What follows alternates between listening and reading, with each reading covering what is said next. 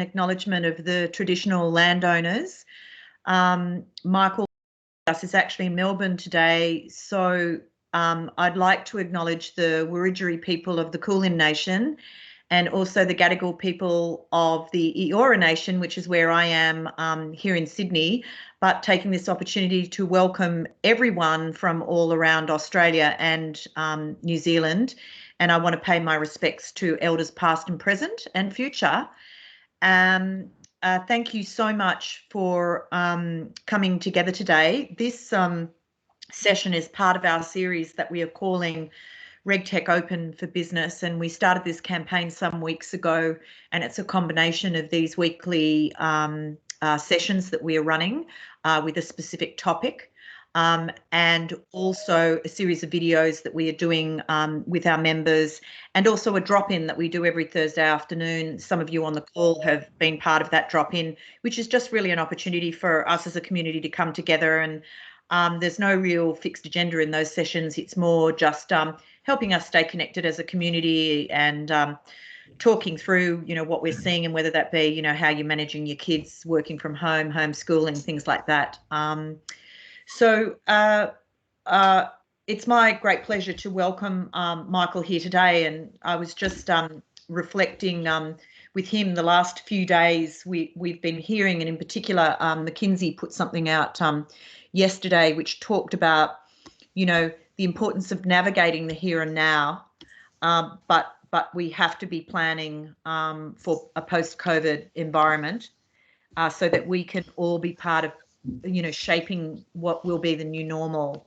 And certainly asking Michael from Standard Ledger to join us today was part of navigating that here and now, but actually helping us plan for the future.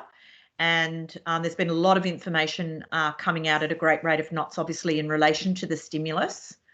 And so I thought it would be great to invite Michael to come along today. Michael's the co-founder of Standard Ledger, and he has a passion for early stage businesses. So he's going to do a presentation for us, and he's also got some nice tools to give away, which will be helpful to people. But I thought I might ask him, because in Michael's past life, he's actually worked for Goldman Sachs and for PwC. So he's obviously spent a bit of time with the big end of town, but he's now found himself working in this early stage ecosystem. So I might get Michael to give us a little bit of an introduction to himself and how he found himself where he is today before he starts his presentation. So welcome, Michael. Oh, thank you, Deborah. So a bit about me. So my background is actually, I actually started as a grad in Treasury, Department of Treasury, in policy. Then I worked at PwC for a brief time, and then at Goldman Sachs for about 5 years.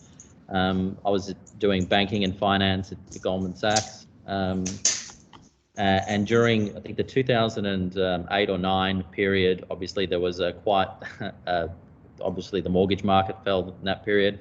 And I was reconsidering what I was going to do.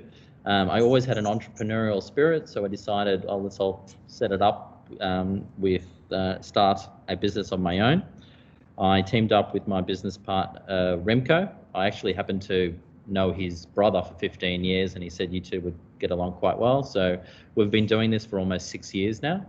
And we're dedicated to sort of startup businesses as well as SMEs and higher growth. Being around the 6-year mark, we've sort of come out of the sort of startup stage ourselves, and now focusing on people that are scaling up and also sort of who are not just in survival mode but are in sort of success mode. And given COVID-19, it's kind of, we sort of understand what the businesses are going through right now. So cash is incredibly important right now, and basically we've been leaning in very hard with all our clients. They've been wanting sort of daily and weekly cash flow analysis about what we're doing. So that's sort of my skills from my previous background have helped in that regard. So Sorry, Michael, to interrupt you. I did forget to do the housekeeping. Sorry. If everybody could stay on mute, What we're going to do is we're going to curate the questions via the chat function rather than to try and verbalise those, because we'll start getting into people talking over the top of one another. So if you could put any questions for Michael in the chat, and then I'll help curate that as we go through. So sorry about that. If everyone could just stay on mute, that'd be marvellous. Thanks. Yep. Okay. So I think Deborah's already sort of dealt with this question, but in the chat, if you want to see how you're going, not just this is obviously not just a financial issue. I'll be only focusing on the financial implications here in these slides, but obviously there's other issues that are going on in your own personal lives. If you'd like to share that'd be great. As discussed within Microsoft Teams, so in Q&A, Deborah's sort of touched on that. So this is more what's been going on in terms of COVID-19. This is one slide. They've shown the number of cases and the new cases. Hasn't been up to date. Apparently, it's been flattening, which is great, and it means we are seeing less new cases arriving, and therefore we are hopefully getting into a stage where people we can manage the hospitalisation of people and the health of people now, and now it's sort of we're into the next phase of mitigation in terms of health. So what am I going to cover? So my agenda is the scenario planning. So what our clients currently have been asking us, the government support packages, including the PAYG, instalments, PAYG withholding, as well as the JobKeeper payments that have been recently announced. Bank funding, the banks have also come to the party in terms of offering loans, unsecured, and certain sort of measures that have that I would highly suggest you sort of seek if you are looking for loans and if you're looking for cash. R&D tax incentive and R&D loan. So we've been listening to sort of people on committees, and there has been some talk about changes into the R&D tax incentive and how it's implemented. So I'll discuss them later on as well, and this will be key. This is more key for startups who are pre-revenue, for instance, who are looking to get access to the cash from R&D tax for R&D tax incentives. So on a high level, basically, what I've been looking at with clients is effectively like three different types of scenarios. One where we're 3 months in lockdown, and where there's a revenue loss, or 6 months or 12 months in lockdown and there's a revenue loss, and making plans for that in terms of your cash runway. Obviously, that might mean you need to reduce staff, or you need to, for instance, people take pay cuts. These sort of things have been on the top of my mind, and also been discussed with clients regularly in the last couple of weeks, and how you model that out. There's obviously different impacts for different industries. Personally, we've had, for instance, clients that are event companies that have to go to a different model. They've had to go online instead of have face-to-face. That means a drop in revenue because you can't charge as much as if they're face-to-face. Other clients that we've had are all online businesses. Some have seen an uptick in revenue because they're selling more online than they otherwise would. These are some of the retail for people for home. Other clients that we've had have seen a drop. They might be online, but they've seen a drop in revenue because of the impact, because what they're selling online goes to customers and people are not just buying them. For instance, we've got a retailer who sells board shorts. If people aren't allowed to go to the beach, people are less inclined to buy board shorts online. So there's a variety of industries it's impacting, and really we've had to sort of cater the scenario analysis according to the different types of industries that are impacted. Had a recent one. They deliver electricity monitors to measure electricity on houses, the government, and they were one of the companies that were given a license to do that, and they are energy efficiency type effectively monitors on your electricity meters outside your house. They were given authority to do that by the government, and there was all processes and operations were immediately were set up for all of this. However, the Victorian government has recently said no one is allowed to come at people's houses to deliver these devices, and in order to do that, they've just made the rebate that provide to nil. And so that's obviously changed their operating model significantly. So it just depends on what your operating model is. It'd be nice to know from the participants here your own personal model, your own personal revenue strategy, and how it's been impacted. And that's what we've been looking at so far. Obviously, sales forecasting and looking at that, obviously there's going to be a reduction in revenue from the COVID-19. We just don't know how long, and that goes back to the scenario analysis we've been dealing with. Negotiating rents, COVID-19, certain landlords have been better at negotiating with the rent and therefore just freeing up. Other ones are less so. So again, it's all about getting out there and negotiating and speaking with your current landlord and your other suppliers in terms of changing terms of what you're paying for, etc. And in the scenario plans that we deliver, we're obviously, there's 4 or 5 different scenarios. We're graphing that out on our models that we're preparing and showing what the different stretches could look like. We're kind of planning for, a maximum of around 2 years in terms of what's happening. We think it's going to take that long for industries to sort of come back to where they were. So it's got to be a U shape rather than a V shape. And we're sort of forecasting for that and taking a conservative view in that regard. We don't expect things are going to bounce back if, for instance, everyone was let out and said, yep, you can all go back to work. I don't think revenue is all of a sudden going to take an uptick. I think people need to plan for sort of a long stretch in this regard.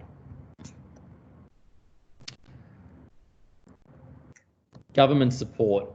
So this is where I'm going to sort of, I'll look at the slides, but we've prepared some spreadsheets, and I'll kind of get out of the slides in a minute and show you exactly how it impacts. So the federal government has boosted cash flow, and there's ATO are more lenient. From personal experience in dealing with the ATO at the moment, there've been much more acquiescence in terms of payment terms, deferring the payment terms. If you have a company tax debt, they're much more obliged to enter into payment terms that stretch out to 24 months, even 36 months. So I would suggest if you're in that position and you've got tax debts or anything or GST debt income or GST debts, that you ring the ATO, because the more to sort of stretch out than they otherwise would. They used to require lots of proof and evidence that you're suffering hardship. In this regard, it's less so. There's the asset write-off. So you can get asset write-off of $150,000 in certain assets. So they've, for our startups and scale-up SMEs, it's probably not as significant because some of them are pre-revenue. For others, yep, this is good, but it's from a cash flow perspective, it's probably not one of the key ones that I'd be focusing on. Directors' responsibilities and JobKeeper's wage subsidy, and from a state government level, payroll tax. So the federal government, and I'm just going to high level here. So the support is from 20 grand to 100 grand, up to 50 grand to June, and they double that from July to October. I'm just going to skip out of these slides and show you how it works arithmetically. So for those that are arithmetically inclined, you'll like this type of spreadsheet. For those that are not, hopefully this is clear enough that you can understand. We'll be sending links to this so you can sort of work with your own numbers. We've taken 3 scenarios in this case, and this is in relation to the PAYG withholding, so the withholding on employees taxes, and also there's PAYG installment for company that you've already paid. You can get a refund of that as well, but I'm going to focus on the PAYG withholding here. So we've taken 3 scenarios that you might have for the different employees. One, if you pay employees on a monthly basis, if you're a monthly lodger. One, if you're a quarterly lodger, and another one scenario if you're a quarterly and monthly lodger in both PAYG. So the maximum up to the July 20, the maximum you can get as a credit in value is $50,000. It goes to $100,000 to October 20, but in value that's the amount. The minimum is 10 grand. In credit, that goes to you. So you lodge your BAS as you normally would. You've got a number of employees. You might have 2 employees. You work out the withholding tax that you had on the 2 employees, and you lodge it as you normally would, and the ATO will automatically credit it. And if it's over the amount that you normally would pay, so if you normally would pay more than the credit, you get a refund to it. So in this case, for instance, if you normally pay 20 grand and you get 100%, so you get a 20 grand credit if you're a quarterly lodger. If you're a monthly lodger, and in this example, you pay PAYG normal is 5,000, monthly lodgers, obviously you get a 300% credit because they're taking into account the aggregate of, you paid in January and you paid in February and in March. We'll give you a credit from the January installments that you've made for the normal PAYG that you've paid. So in this case, if you had PAYG of 5 grand, you get a credit of 15 grand. So in effect, you're saving, get a refund of $10,000 in this case, and you get a credit of 15. So you're getting, so that's saving you over the period here. You've got an adjustment of $30,000 here. So you've got 15 in this month, 5, 5, and 5. So that's good. If you're a quarterly and monthly payer, the credit is 100%. So if you normally paid $7,500, your credit applies to 10 grand. And that goes to those months there, and you would do it up until July, and there's a $25,000 adjustment. So you're saving, that's the saving you're making on the otherwise of the PAYG installment tax that you otherwise would pay. And you take that out further, and it goes up to October, and the saving goes all the way. In these examples, you've got a maximum there of $100,000. In these examples here, you're saving 50 grand here. In this example, 60, and that's 70. So what I suggest is in how this works is the blue numbers are obviously numbers you're inputting for your own PAYG, and that's what you would input for the BAS that you're preparing. And then you work out what the credit is applied to your own personal circumstances. And as I said, I would send that, we're going to send that link to all the participants here, and they can sort of work out from their own particular circumstances what their PAYG withholding taxes, what the saving is. Michael, Paul from TIC has asked, what does it look like if PAYG quarterly obligation is, say, 60 grand? So you get a maximum of 50 credit. Okay. So 10 grand you would pay, and if it was 60 grand up until July, yes, you would only get to the 10 grand. If it was 60 grand up until 100, you would get that 60 back. Okay, thanks.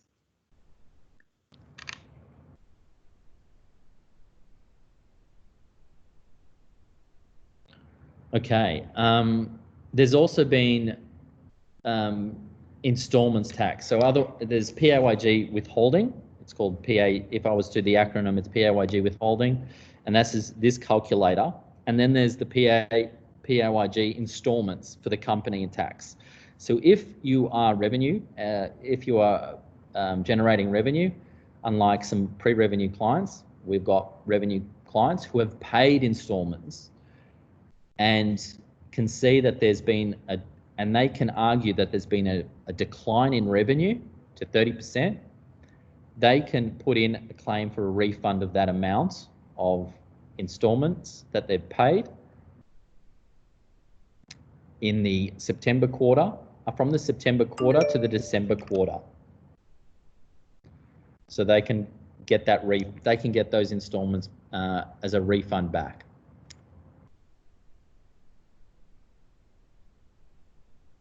Just going to go back to the slides.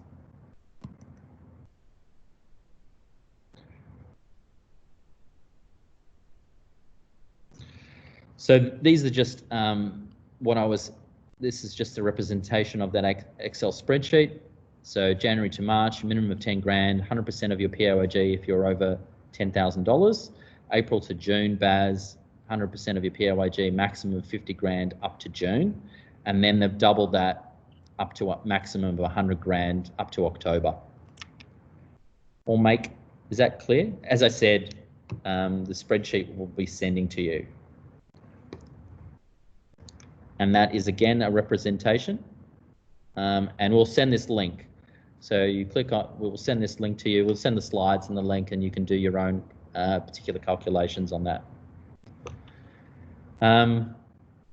As I mentioned previously, the ATO has also provided sort of hardship support, so writing off interest and penalties. If you do get into payment plans, they will forego the interest and penalties. They normally accrue those interest and penalties, and then you have to subsequently request them to get them removed. So if you're into a payment plan, they normally do that. They are now saying you can basically enter into arrangements with that. As I mentioned before, PAYG and company tax installments, refund of amounts paid to date, but no installments from March BAS, and probably June too. So we haven't heard from them, but we think this is kind of a moving beast in terms of Treasury announcements. There are lots of releases of Treasury announcements, but there's a lot of detail in this that is yet to sort of come to fruition of what's actually going to happen. So we've been going by Treasury announcements and releases of statements. There was one 2 days ago too on the JobKeeper. As I said, there's the instant asset write-off of 150, relaxed rules around insolvency for directors. The JobKeeper wage subsidy. So basically, this is that just released. There's some new guidance just released 2 days ago for $1,500 per employee per fortnight for at least 6 months. The criteria. So the criteria is for companies that are under $1 billion, you can have expected revenue drop of more than 30%. So if you can demonstrate an expected drop of 30% in revenue, you can avail yourself for this JobKeeper subsidy. So what we've been advising clients, and is because it's expected, this can apply to some clients that are pre-revenue. If you have forecasts, and what I suggest to people is that they write a file note. If you have forecasts in your spreadsheet that you've used, or you're modeling to use what your revenue is going to be like, and if you document the assumptions you're making that you expected revenue to be a certain amount, and then subsequently the next 3 months there's going to be a drop of 30%, I would write a file note to that effect. I do it as soon as you can, and then apply for the JobKeeper subsidy. So I would go online. The JobKeeper subsidy can be applied from any client online. You can apply for it, and then what you do is you need to substantiate that. That's fine. So the substantiation is you expected your revenue to drop by 30%. For some clients, it's a lot easier. Like they've actually got demonstrated drop from, they can see that their client revenue month to month has dropped. For other clients that are forecasting, it's not so easy, and that's particularly for startups and those that are pre-revenue. But if you can show and demonstrate that we had we had forecasted that we were going to start last month revenue or the month before, and all of a sudden we have to change tact in what we're doing, and we can show a drop, you can access this. And obviously this is going to be helpful in planning how you pay your staff and what you do. So there's a flat $1,500 per employee per fortnight for any employees employed at 1st of March, and it applies to full-time, part-time and casuals more than 12 months. And it can be include employees stood down since 1st of March, and you must pay employees a minimum of $1,500. You may, but are not required to pay the super on top of that. And also implies to self-employed individuals who can demonstrate a revenue drop. Now, we've seen, and I'm just going to come out of these slides and show you that we have prepared a calculator of basically 3 scenarios that we commonly would have for our clients, and that you pay your staff, and we've made up names here, and the name made up the amounts you would pay, and we've broken up in different scenarios whether you've paid them monthly, fortnightly, or weekly. Most clients generally pay fortnightly, and so I'm looking at this spreadsheet here, but we obviously have some startups who are cash. They're monitoring their cash, they're paying monthly.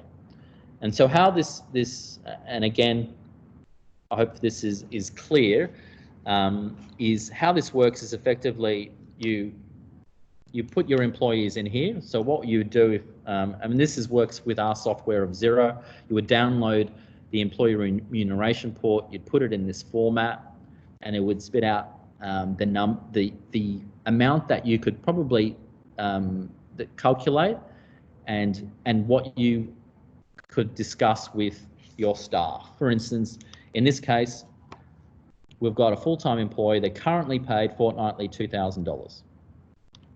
We've worked out what their PAG and take-home pay, and we've said, okay, considering the downturn, we're proposing a different amount. And these are just proposed amounts that you work out. And again, for your own particular circumstances, you could input different amounts in the blue sections here, and that would give you a different number. You're obviously having negotiations with staff, or you're thinking about it, or what you're proposing to pay them, or in terms of a downturn if you have to.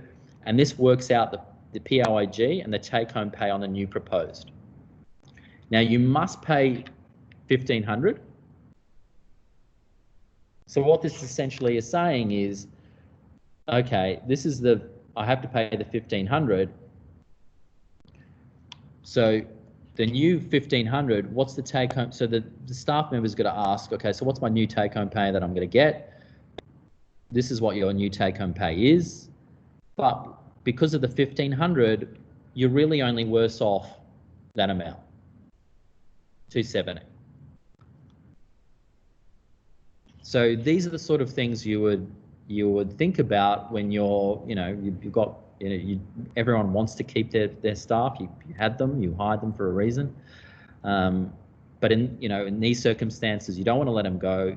You want to work out what's the best ideal position for them, and the JobKeeper payment allows for that. So this is a really good policy provided by the government, and this calculation is what you would do to use to work out the scenarios if you change. This scenario is if you had the current amount, you proposed nothing, and this is the fortnightly payment of the $1,500, and this is what their take home would be if you propose nothing. And then it depends on what your scenario is. You might let them go.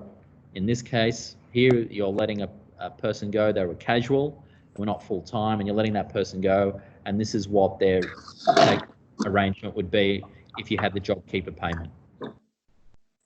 Michael, there's a question. Question here. If you add or reduce the number of employees in April to June, is the amount received from the booster payments fixed at the end of March, or does it fluctuate based on the BAS for that month, subject to the limits?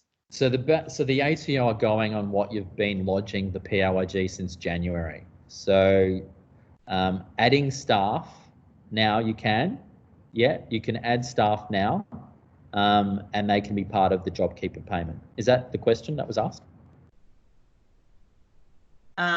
Yes. Well, if you add or reduce the number of employees, is the amount received from the booster payments fixed at the end of March, or does it fluctuate? It's David, do you want to turn on your microphone and come online? Yeah, the 1,500 is fixed. Yeah, it wasn't the 1,500. It was related to the previous one. Sorry, if where you get your BAS and you get your refund of the 3 months if you're doing it monthly. Oh, it's not. If you were then an employee in April, so your BAS amount changes up or down. Does the amount of the payment back from the government change up or down based on those April, May, June BAS payments that you need to make? Is that the withholding tax you're referring to? Yes. Yes, it does change up and down. Right. Yes. Okay, thank you. And there's a secondary question on here. This is a good one. Is this applicable to employees who have a permanent residency only? Well, permanent residency. So if you're on a student visa, it doesn't apply, for instance. No, I don't think it applies to student visas. The Treasury has come out with a statement in terms of what's the criteria of employees. And I think if you're on a working visa, yes, it applies. I'm just trying to clarify that. It might apply for, I might correct myself there and just say I'll get back to that person in relation to that question. Thanks, Dilip. Yeah, that's Dilip. Thank you. So the Treasury has released, and we'll sort of put a link to the Treasury, and I'll just go to it briefly. It's quite a long, lengthy Treasury release that was released 2 days ago, and it goes through the types of different employees. So in our scenarios, it's got to go through, for instance, a director who's also maybe paying themselves as an employee, a sole trader. So a sole trader can also get access to this. If you're not an actual employee, but you act as a contractor, if you have an ABN and you act as a sole trader for the company that you're working for, and you're not actually on PAYG, you can access too, but you have to apply for it yourself.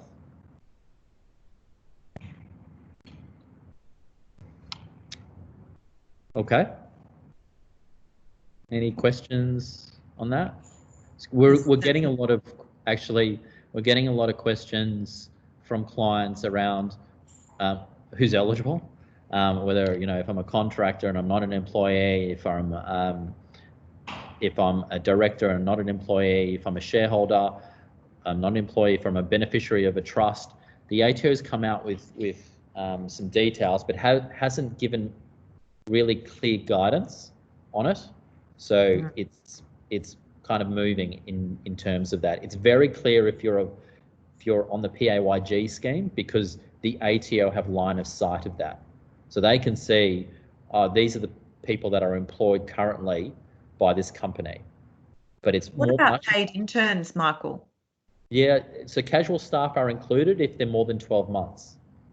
Right, but if I'm an intern, and I'm being paid, as according to the law, I'm supposed to pay interns unless it's for a course credit. Yeah. So are they eligible then? Because unlikely that they've probably been there for 12 months. Yeah, again, I need to find out. Yeah. Okay. And is there any cap? Like, so what's the salary? Is there any limit? So the JobKeeper subsidy is just $1,500. So if you're on $300,000, it doesn't matter. That's what you're going to get. That's all you're going to get. Yeah. Yeah. So that's the amount that they're saying is they're allowed. Yeah. Mm-hmm. Yeah. Okay. I'm just going to. Again, I'll send this link to everyone who can sort of put up their numbers, but that's effectively what the discussions you're going to have with staff, and people are having them, is, you're looking at your staff, you're looking at what they're getting paid, you're looking at your revenue numbers and going, you want to keep them, hopefully, and then you want to manage them and say, how are you better off financially, or how are you worse off? And you have to get, and so long as you've got all the information there, you can work this out, and you can make better decisions. Yeah. Michael, I do actually have a question. of your client base, Mhm. what would be the percentage roughly of people, of organisations that are considering pay cuts as the first option, as an example? Again, depending on the industry they're in, I can't say percentage-wise, but we've had, I mean, like anecdotally, I can say that we've had clients do scenario analysis on all their staff in terms of taking what would it look like if revenue dropped by this amount, and therefore we need to correspondingly reduce staff costs, obviously. Right. So most clients are doing these scenarios, but whether they're actually implementing the JobKeeper, I know of a handful so far who have done it, but I think all of them are going to do it. I think all of them are going to look at these numbers because they're going to go, okay, if I have to, I want to see what's the outcome for my staff, because you want to keep them and go, this is sustainable for them. Sure. So it's hard to know. Sorry, it probably wasn't the fulsome answer you're after. Oh no, that's fine. That's fine. That's fine. We're, like one thing that's clear, where from day to day things are changing, and it's a very dynamic environment. And therefore, you want to have all the information that you have possibly at your fingertips, as well as sort of calculations that you can do to make those decisions quickly. So hopefully these sort of calculators kind of help with that. And this is just a demonstration of the different sort of scenarios. So example 1, no change in salary. That's obviously you're not going to get the 1,500 here. If you cut in half a person's salary, this is what the outcome would be. And if no salary, this is what the outcome would be as well, in terms of the employee. So, we're taking into account people's different circumstances and what the outcome is for companies. Now, how it's actually implemented is you make the application, the company gets the payment, and you need to notify the employee, and you need to notify the employee. Sorry, you need to notify the employee, and so the employee will get that payment. So you cannot keep it as a company. You need to pass that on to your employee.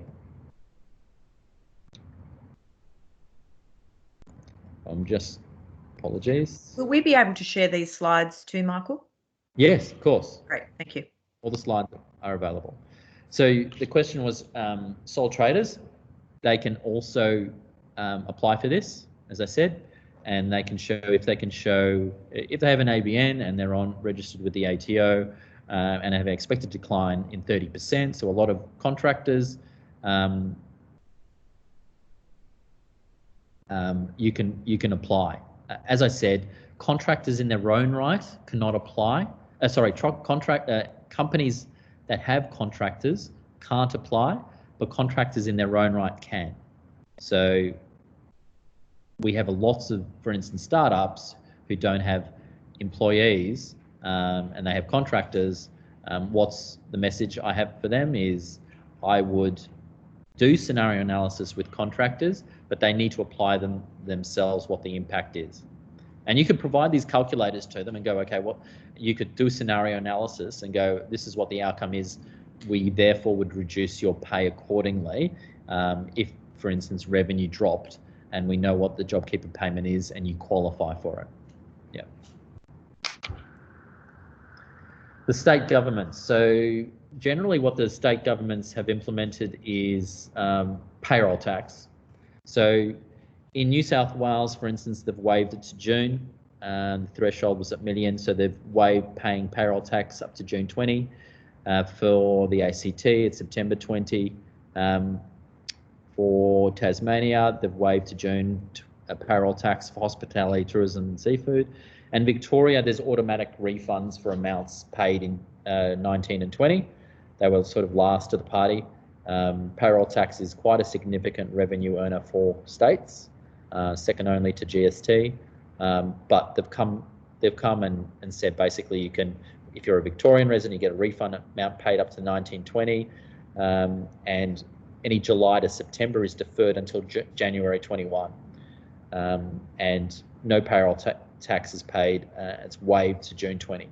So we've got clients that have, in some cases over the 750 threshold or the 650 threshold, depending on the state or whatever the state you're in, threshold, and they're waiving the payroll tax payment that you need to pay. So these are also handy for some of our clients that have payroll tax. For those that are pre-revenue, it's probably not important. There's a question in New South Wales, is it waived just for this quarter? Yeah, so we're still waiting for legislation, waiting for more announcements, but it's waived, yes, for this quarter. Okay. And just on the previous topic of the 30% decline in revenue, Warren is asking, if you're eligible and meet the criteria based on forecasted revenue, then you were paid for 6 months. And what happens if revenue increases during that period to less than a 30% decline? Will this be monitored during the period?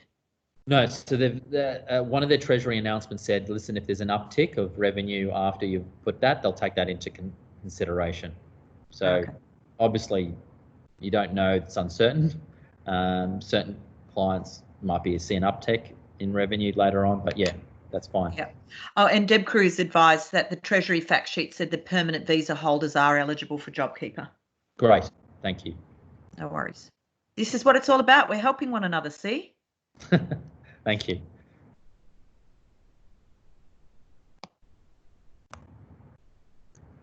Federal government support for the flow of credit. So again, banks, so the government has, the RBA has dropped rates.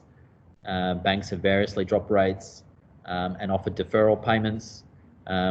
There's, at the moment, SME guarantee-backed loans, where the government is providing 50% guarantee, up to 250 grand, no application fees and no payments for 6 months.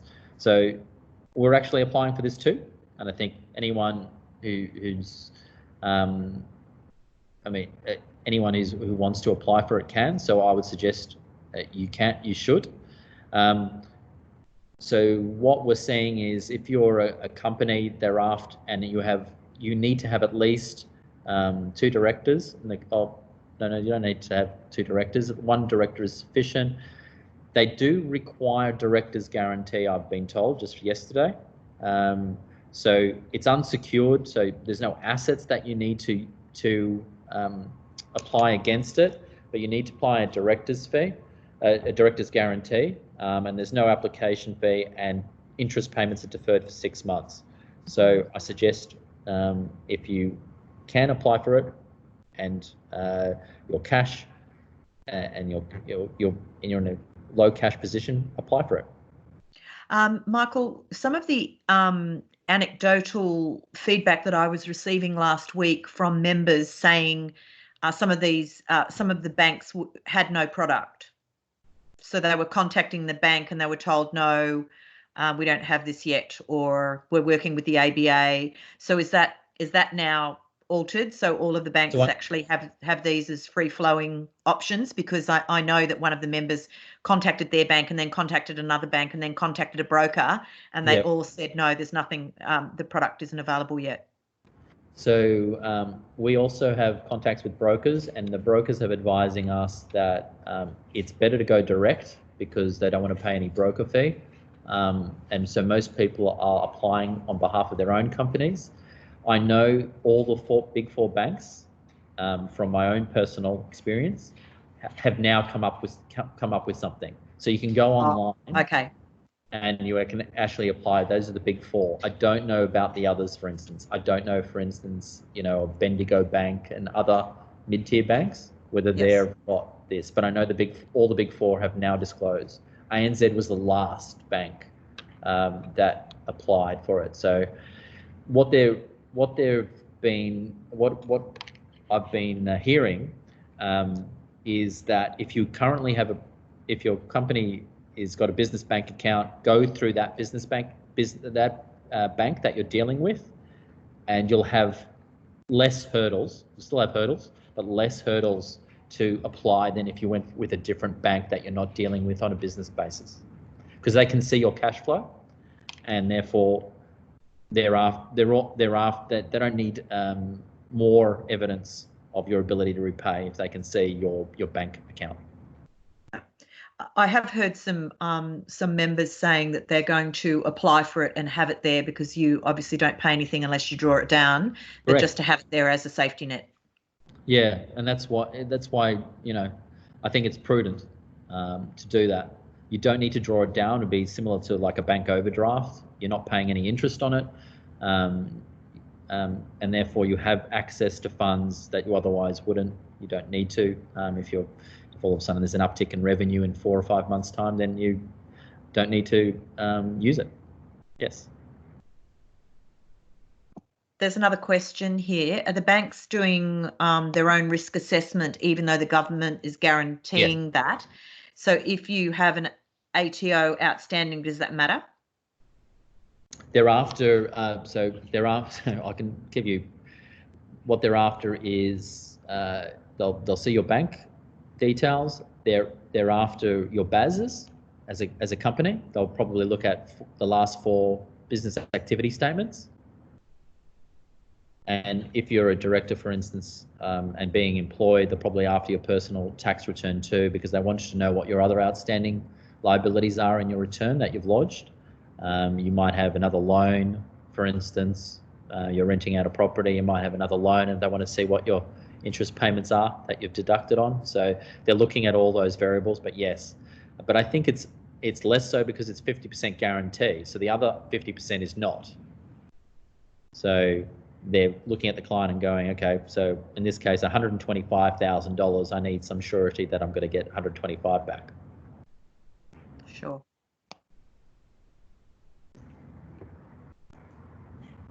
R&D. In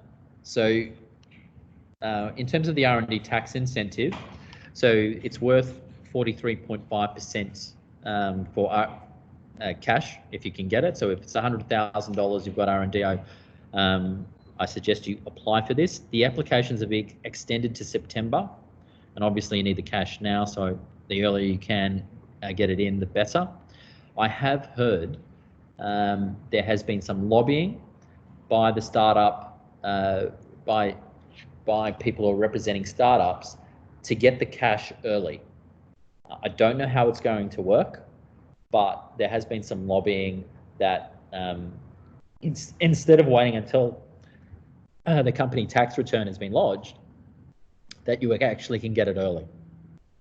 Yes, there has been some lobbying in that regard. Alex Scandura from Stone and Chalk is part of an organisation called the Innovation Council, which is a hastily thrown together group of people who are championing, where they could see that a lot of the stimulus was all kind of focused at small business but kind of missed startups and scale-ups. They kind of have scooped up all of the desires of this segment and taken that to the government through Jane Hume's office. Yeah, so obviously from a policy point of view, it's probably an easier mechanism to use, because from an ATO and a Treasury point of view would be you're getting the cash earlier than you otherwise would have. So I can see how that would why that's been proposed. How it's going to be implemented is a different story, because obviously forecasts and actual changes. So I want to see the criteria of how that's actually worked. So as yet, there's nothing been sort of released, but that's what I've been hearing. In the meantime, you've obviously got forward financing businesses that can, if you're doing R&D work, they can lend you against the expected R&D. So we deal with a number of forward financing companies that will offer you, at a particular interest rate, your cash up front against the asset of the R&D that you otherwise would claim, and I would avail yourself to those that we deal with too. On our website, there's a couple that we deal with that if you have a look. So if you're doing R&D and you need the cash now, they will forward that cash to you, and they will obviously have that asset. Instead of a refund coming to you, it would go to them. So avail yourself to that opportunity as well. So that was it in terms of my presentation. Questions? Michael, were you going to touch on any other grant programs?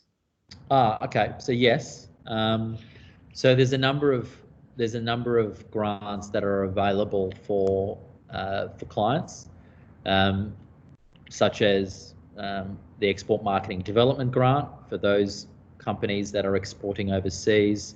You can claim, 50% of the expenditure that you've incurred up to a certain amount. It doesn't work like the R&D. It works insofar there's a limited pool available, and you can claim for expenses that have been incurred. In your first claim, you can aggregate the first year and the second year and make a claim for that expenditure. So typically, there's a maximum amount of 150, but because there's a limited pool of funds, so it's not like the R&D where there's unlimited, so there's a limited bucket of cash that the government has. Typically, what I've been seeing is up to $75,000 you'll get back, but nothing more. But you can claim that over 2 years. So if you've got a salesperson that's overseas that you're spending money on to promote, to sell your product, that's typically that's a good example of someone that you've got expense that you could recover some of that expense for. There's a whole bunch of other things that you can, for instance, marketing and patents and other things that are directly related to earning income overseas, but that's one of the examples of some of the grants that is available. There's partnership grants as well. So if you're an organization that's dealing with another organization to develop a product, you can avail yourself and access that grant as well. Again, there's I think it's $200,000 or $300,000 is the maximum for that. There's a number of other grants as well, depending on your particular industry, who you're focused on. There's regional grants as well that are available. So if you need sort of advice on grants, happy for you to send me an email of what particular circumstances you have, and we can sort of advise on your own circumstances there. It's kind of going to be interesting because looking at the export grant, interesting times where people, and I've got lots of evidence of this over the last couple of days, where startups have made an investment to do marketing and sales into export markets, but some of that, and it's been paid for, but actually some of those things are now not going ahead because they can't go ahead under the current environment. So it'll be interesting to see whether they can claim anything that's actually not going to be refunded, but the intention was there to expand their footprint into other markets. So a bit of an interesting dilemma. Yeah, I mean, yes. Typically, you need to spend the money in order to receive the funds back. And yeah, well, the money's been spent, but it may not come back. Right. Yeah. Yeah, the value hasn't been delivered, but the money's been spent, if that makes sense. And that's actually going to be happening. It's going to be happening a lot. There's maybe even some people on the line today that might be impacted impacted there. Anyway, I just thought I'd raise that as an interesting curly one. So does anybody have any questions? Because I'm just mindful we've got 5 minutes left, so we should make the most of Michael's presence here with us. Are there any other questions?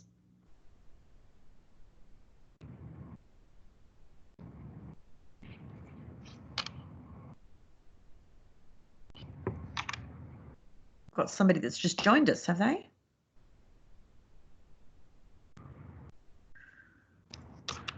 No, all good. So Michael, I think there aren't any more questions, so we might just kind of wrap up. So firstly, I wanted to thank you so much for coming today. I'm sure everybody is going to enjoy tinkering with your spreadsheets, that's for sure. So what we'll do is we'll actually send the deck and make the recording of today available. We'll put that all on our website.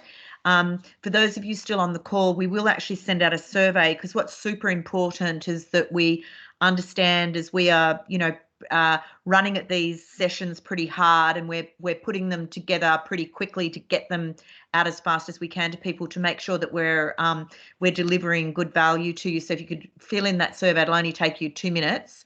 And along with the email, we'll make sure that you've got links to the deck and the recording for today, and also so you know how to get in touch with Michael if you should need to. So Michael, thanks so much. And like, you're in Loneleysville there, aren't you? Is there anybody in that co-working space? No. No, he's the only person. He's the only person there. So so great of you to come along and do that for us, being that you're in Melbourne and all sitting there all alone. I just would say that next week, same time, same channel, we actually have another really interesting session, and it's going to be run by Brian Clark from Ascent RegTech. And he's going to give us a bit of a global overview, because there are RegTech that actually have a global footprint right now, and global regulators and banks as clients right now. And he's going to give us a bit of a snapshot on what he's actually seeing from his perspective, and how he thinks that this is going to impact RegTech over the next 6 to 12 months. And also he's going to give us some unique insights on what he's actually seeing in the US. So if anybody on the call has any interest in the US and trying to do business in the US, he'll give us a little bit of a snapshot about what's happening and what you might expect over the next little while. So that's going to be 12 o'clock next week. And as usual, tomorrow afternoon, 4:30, we'll have our drop-in. So please come along if you just want to have a chat and a talk. And as soon as 5 o'clock comes, all bets are off, and I pour the first glass of wine. And if you want to stay online, please feel free to do so. Otherwise, we'll speak to you again next week. Is that cool, everybody? Excellent. All right. No, all the feedback is really good on here, Michael. So thank you very much. You're welcome. Okay. Well, have a great week, everyone, hopefully, and stay safe when you're inside. Cheers. See you later, Michael. Thanks so much. Bye.